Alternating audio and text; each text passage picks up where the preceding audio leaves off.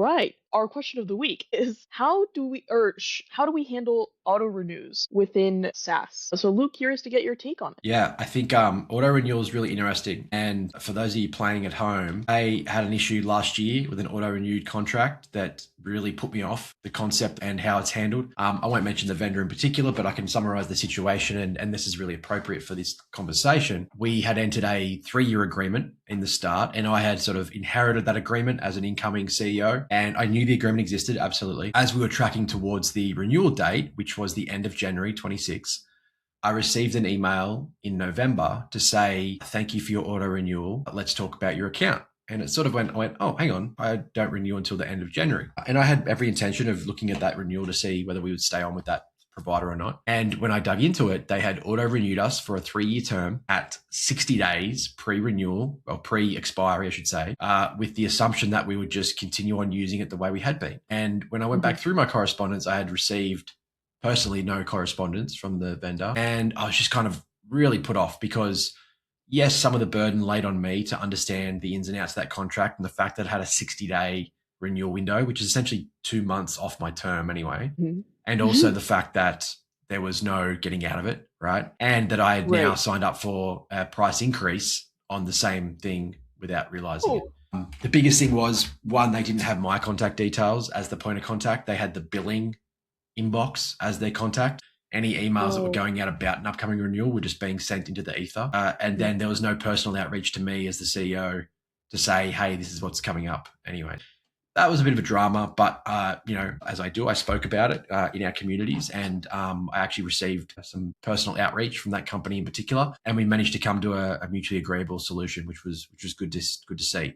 But it did sort of highlight the problems with things like auto renewals and how you handle them. And I think anyone that's new to SaaS, like this individual says they are in the question, how do you manage that relationship appropriately where you can make it easy for you and the customer?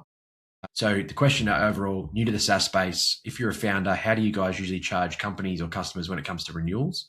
Do you keep it in their terms that their subscription will auto-renew? Please answer for both paid scenarios and freemium. Thanks in advance. So I don't mind auto-renewal as a concept. The key thing is communication. So you need to have a pre-renewal workflow that is being acknowledged, received and actioned by the user. I like to start at least 90 days out. Hey, you've got an upcoming auto-renewal, right? And I always like the auto-renewal date to be on the date of the subscription renewal, not before. Having that 60-day renewal for a subscription that ends after the fact seems very predatory to me, because it's trying to get you before you realize the subscription's up, right?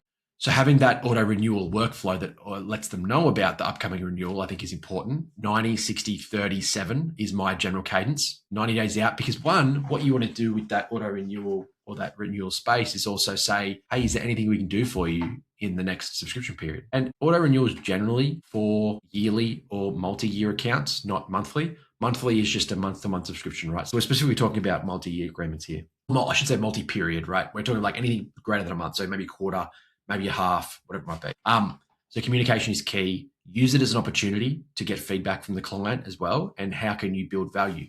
Because this kind of comes down to another question we've talked about before, is how to prevent churn, right? That 90 days before auto renewal, it allows you to then identify any flags that might be appearing before they do choose to renew for that new term.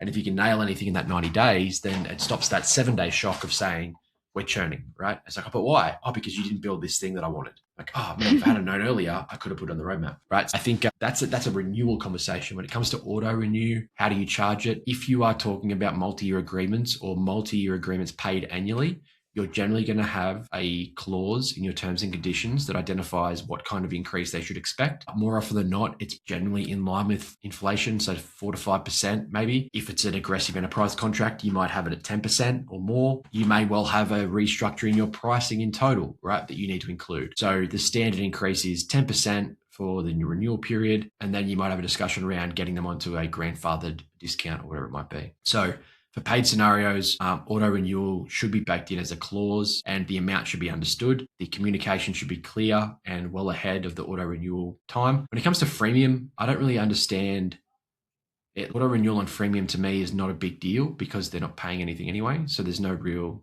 to you. The only time I would suggest that might be a problem is if you were trying to go through an upgrade or get them Let's have a look at what other people are saying in the comments. But I do have a question. So what happens if, for example, the email that you have for that contact wasn't going to the right person? yeah, How would you deal with that from like a vendor perspective? yeah, I always like to see a sign of life. So what we often do is if we've been trying to contact someone about an upcoming renewal, particularly again for annual agreements, what I'll do is first we look at the last known point of contact and we email to them. We say, hey, this is something that Jackie and I, our head of growth, go through together on that renewal window.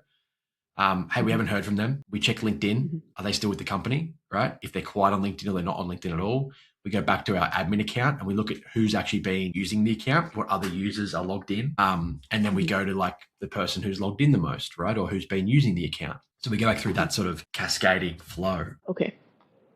For bigger accounts, like, is there anything that they should keep in mind when thinking about these auto renewals? Yeah, I think you just go in with the idea that it's always best to talk to the client once they don't get sticker shock, so you can have that conversation, right? We always want to be talking to our clients and understand them. So if you're really serious about that as a foundation of your business, then you'll do everything you can to talk to your clients. You'll continue to email, you'll start to go up the chain, right? So you might even talk to people that aren't even in the platform. If you're really serious about that, you'll exhaust any channel. The hard part comes in enterprise sales when you're working with a third-party vendor management platform. That's what I found really tough in the past. So when you can start to get a multi-year big accounts, just say you're working for just say a Deloitte, right? International consultancy. They will generally transact through a third-party vendor management or invoice management company. While the end user is in Deloitte, the contract manager sits inside this third party.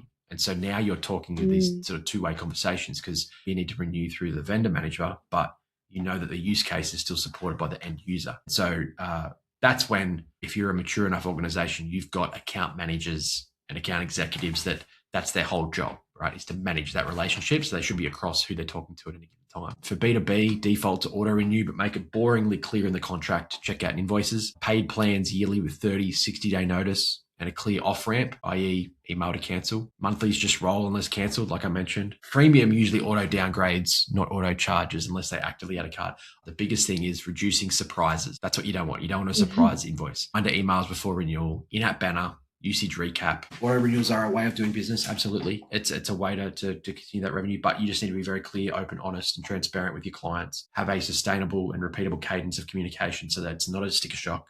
There's no surprises. And it's what they expected at that given time. Okay. That makes sense. It's an interesting topic. I think renewals in general is probably something that's not misunderstood, but renewal and being able to use that as a method of not only keeping your current customers happy and decreasing churn, but also as a way of listening to your customers. What do they want? Use that renewal process as a method of gathering intelligence to add additional value so you can justify that auto renewal cycle and say, well, whenever you continue to auto renew, we're going to continue to meet your needs. We're going to continue to build what you want and meet you where you need us. And I think the main point is just getting ahead of this conversation because that gives it the best way to be received. Exactly. Like I said, no surprises, no shocks. That's all you want. Yeah. Good chat. Awesome. Well, we'll catch up later in the week and talk about all things churn. Yeah, we've got a part 2 of churn coming on. Excellent. So stay tuned. Sounds good. All right. Thanks, Andrea. Cheers. Thanks, Luke. Bye. Bye.